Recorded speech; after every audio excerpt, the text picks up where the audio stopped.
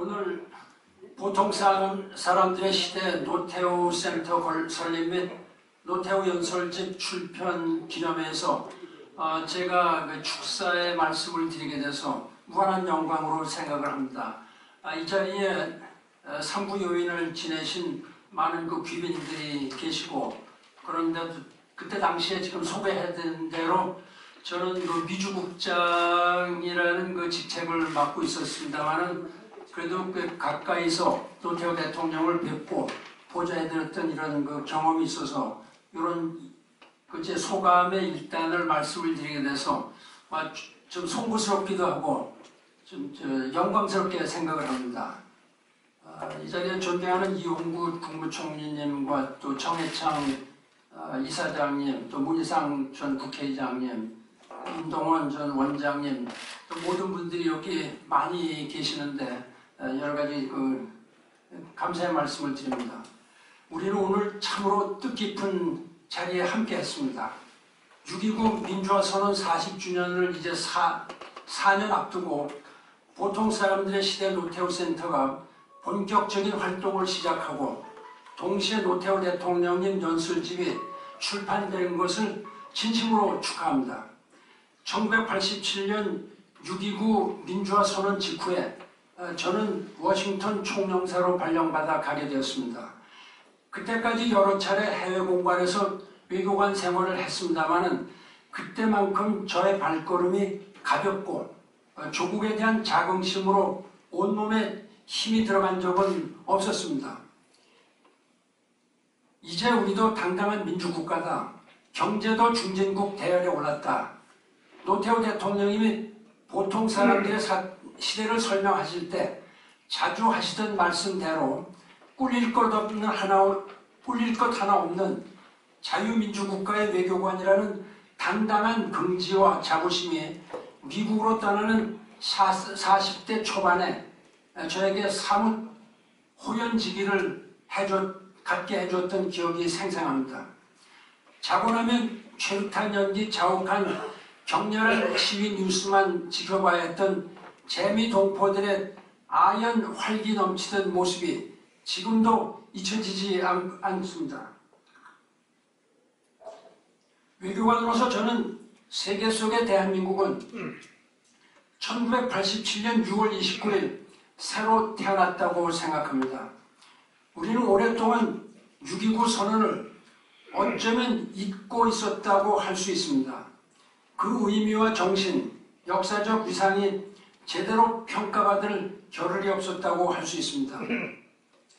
그러나 40주년이 임박해오는 이제는 대한민국 민주주의 역사에 6.29 민주화선언이 거대한 획을 그렸다는 사실을 알아새겨야 합니다. 존경하는 원로 여러분과 내빈 여러분, 노태우 대통령님은 순리와 정도의 정치, 조화의 리더십, 탁월한 국제감각을 발휘하시면서 내치와 외치에서 역사적인 업적을 많이 남기셨습니다. 그러나 대통령님의 재임 중에 리더십과 업적이 제대로 평가되지 못했다는 아쉬움이 아직도 큽니다. 우리는 당시의 정세를 냉철하게 되돌아보아야 합니다. 한국 헌정사상 초유의 여소야대 정국과 이에 따른 극도의 분열적 정치 상황 속에서 국민의 다양한 욕구는 사회 전 분야에서 한꺼번에 분출되고 있었습니다. 오랜 권위주의 시대를 물려받아 그것을 청산해야 했던 분으로서 대통령께는 포용적이고 유연한 새로운 리더십이 절대적으로 필요했었습니다. 노태우 리더십의 요체는 인내와 절제 속에서 내외의 시세에 조응하며 결단의 시기를 다듬어가는 것이었다고 생각합니다. 인내하고 힘의 비축을 바탕으로 한 민주주의에서 오늘날 세계 최상위권으로 평가받는 경제적, 외교적 영향력을 구축함으로써 대한민국이 자유와 민주, 평화와 번영, 그리고 선진국으로 나아가는 초석이 놓여진 것입니다.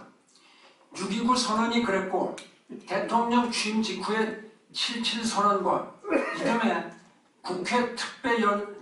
국회 특별연설을 통해 발표된 한민족 공동체 통일 방안, 그리고 역사적인 북방 외교가 그러한 리더십을 바탕으로 꽃을 피웠습니다. 냉전의 끄트머리에 선 세계 정세의 변화를 직시하면서 그 구체적 전망을 그리지 않았다면 북방 외교는 그 시기에 전개되기 어려웠을 것이며 오늘날 전 세계를 아우르는 대한민국의 위상을 만들어내지 못했을 것입니다. 그 역사적인 시기에 저는 워싱턴 총영사에서 돌아와 외교부의 미주국장으로서 대통령님을 실무 보필했고 그 이후에는 워싱턴 주미공사로서 북방 외교 실행을 보좌했습니다. 보람은 컸고 성취감 또한 많았습니다. 1990년 6월 소련과 수교한 이래 다음 해에는 남과 북이 동시에 유엔 회원국이 되었습니다. 이때도 제가 수행을 했었습니다. 그 1년 후에는 중국과 수교하고 그 이어 전 세계 40여 개 국가와 외교 관계를 맺었습니다. 단기간에 대한민국의 외교 지평이 크게 확대되고 국격이 크게 상승했습니다. 이 같은 노태우 시대의 외교적 업적은 다른 어떤 나라에서도 찾아보기 어려운 것이었습니다. 시대와 상황의 변화를 국익 증진으로 연결시킨 출중한 지도력의 결실이 아닐 수 없었으며 대한민국의 외교에 길이 남을 것입니다. 저는 노태우 대통령님의 미국, 캐나다, 멕시코 등 국빈 방문을 수행한 바 있습니다. 그 중에서도 개인적으로 뿌듯한 추억을 하나 말씀드리고자 합니다. 미주국장 시절이던 1991년 우리 외교 수건의 하나이던 소파, 즉 주한미군 지휘협정을 개정했습니다. 그때 당시에 국민들은 이 소파 협정에 없었으면 모든 주한미군이 저지른 범죄 행위에 대해서 일체 처벌, 기소권이 없었습니다. 그때 많은 국민들이 여기에 대해서 불만을 표시하고 살인, 강간, 방화 이런 모든 범죄를 미군이 저질러도 결국에 경찰이 붙잡아도 바로 미군 헌병에 넘겨야 되는 이러한 아주 불평등한 관계였었습니다. 이것을 고쳐야 되겠다. 이렇게 해서 제가 당시에 소파 공동위원회 위원장으로서 미국 측과 협상을 했습니다. 그래서 그때 당시에 살인, 방화 등 9가지의 강력 범죄에 대해서 미국으로부터 우리 정부가 기소권을 확보하고 대한민국 법정에서 재판이 이루어졌습니다.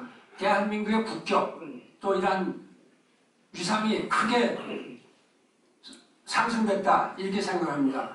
이것은 우리가 주한미군의 범죄에 대한 사법 주권을 되찾은 당연한 결실이었지만 당시 노태우 대통령님의 의지와 지원이 없었다면 이루어지기 어려웠다는 점을 이 자리에서 다시 말씀드리고 싶습니다. 한미 소파 공동위원장으로서 협상을 주도했던 제가 당시 최호중 장관을 모시고 노태우 대통령님께 직접 보고드리고 또 치하를 받을 수 있었던 것을 지금도 영광으로 생각을 합니다.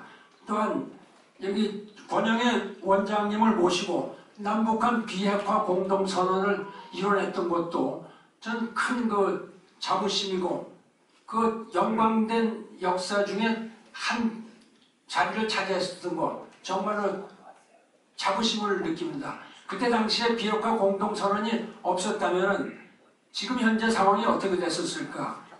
대한민국에 하여튼 큰 역사적인 획을 그은 것은 남북한 간의 관계에 있어서 노태우 대통령님의 업적이었다 이렇게 생각합니다. 존경하는 대빈 여러분, 많은 말씀을 드리지 못하겠지만은 노태우 대통령님의 업적을 어떻게 한정 지을 수 있겠습니까? 국민과 역사는 반드시 대통령님과 그 시대에 대해서 올바른 평가를 내릴 것으로 저는 확신합니다. 노태우 대통령님을 기리는 여러분은 대통령처럼 물 흐르듯 조용히 그러나 쉬지 않고 앞으로 나아갈 것이라 믿습니다. 노태우 대통령님의 안식을 간절히 염원하면서 원로 내빈 여러분의 건승과 행복을 진심으로 기원드립니다. 감사합니다.